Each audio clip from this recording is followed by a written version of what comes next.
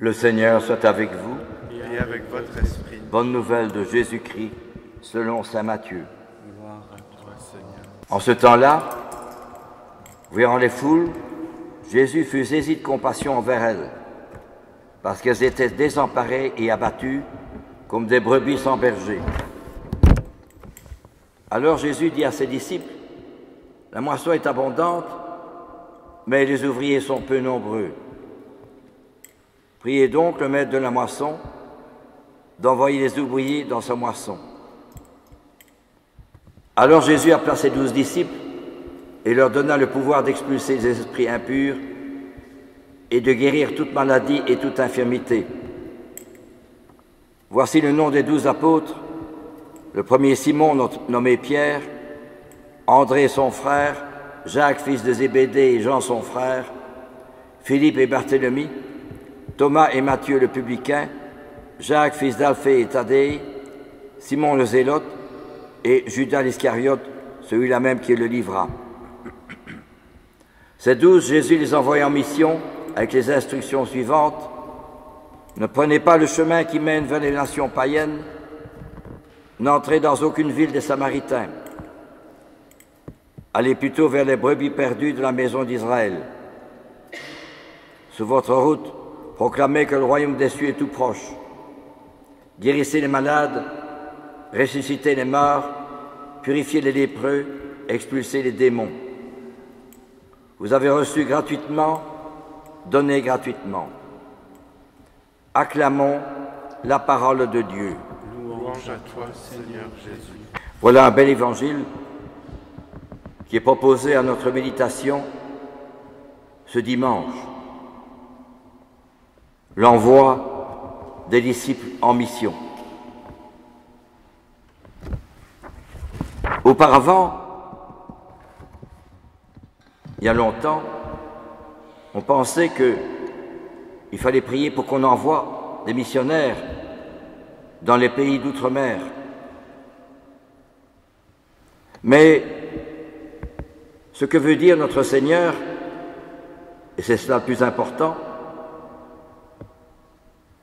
il envoie en mission chacun et chacune d'entre nous. Il m'appelle pour être missionnaire là où je suis, là où je vis, dans mon building, dans mon appartement, dans ma famille, etc. Jésus m'appelle à être missionnaire, à vivre son message. Et aujourd'hui, on peut dire qu'il y a beaucoup de personnes qui sont désorientées, désemparées, comme dit l'Évangile. Jésus fut saisi de compassion envers elles parce qu'elles étaient désemparées et abattues, comme des brebis sans berger. Aujourd'hui, il y a beaucoup de personnes qui sont découragées. On ne sait plus, il n'y a plus de repères. Et on fait de la dépression, et on demande des médicaments, et on va voir un psychiatre, etc. Et on comprend. Mais quelle est la raison profonde pour laquelle il y a tant de personnes aujourd'hui qui sont désemparées? Eh bien, nous avons perdu le sens religieux de l'homme. Je dis bien religieux.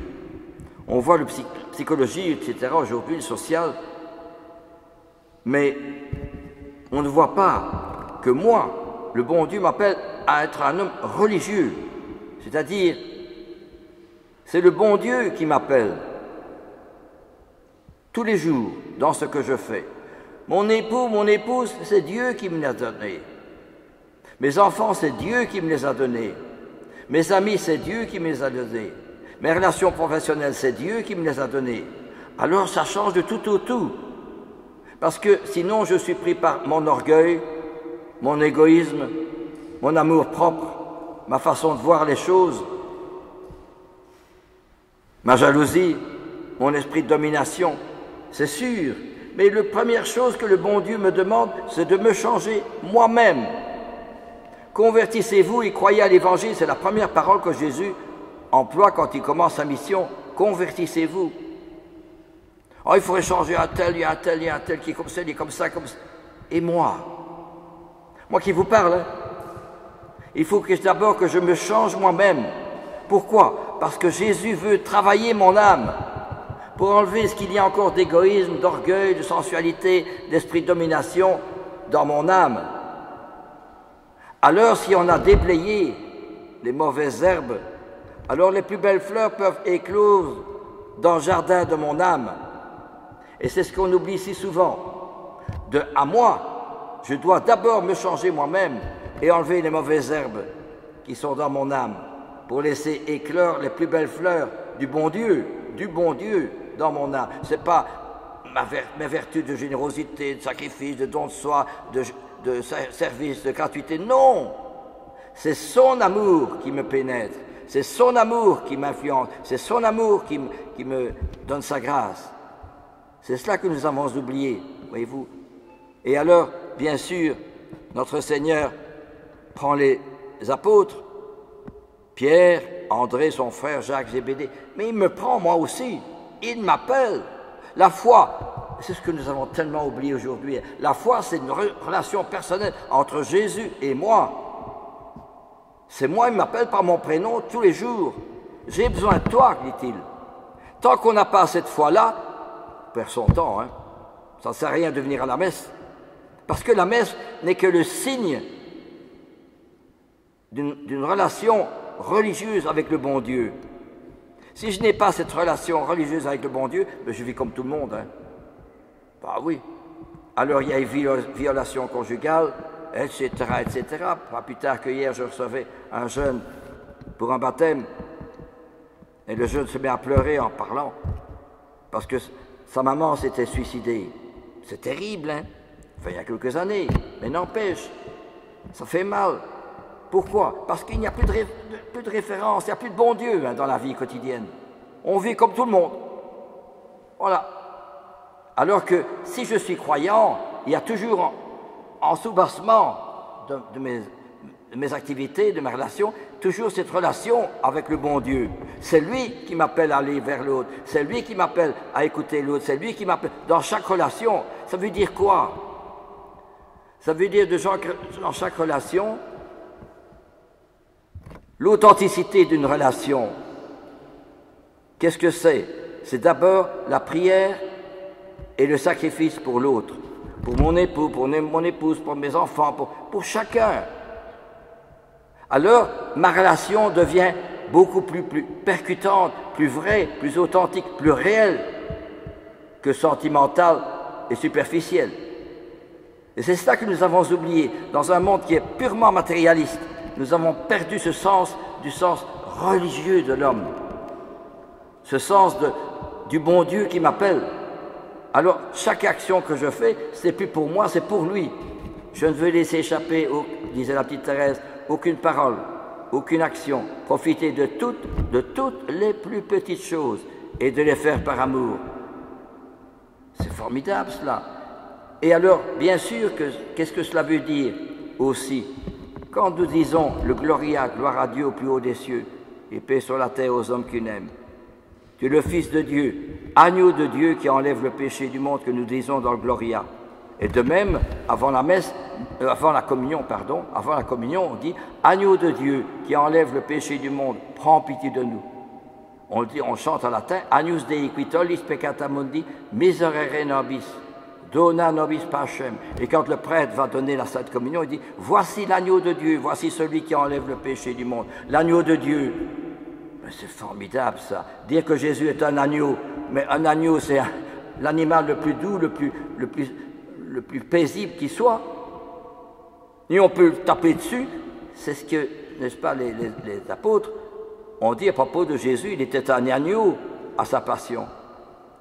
Eh bien, ça veut dire que justement, un agneau, eh bien, c'est la prière et le sacrifice pour chaque personne que je rencontre. D'abord moi, je dois d'abord me changer moi-même pour me laisser influencer, imprégner par cette mentalité du Christ qui est de me priver moi-même pour l'autre, même s'il ne le sait pas, peu importe, c'est le bon Dieu qui le sait.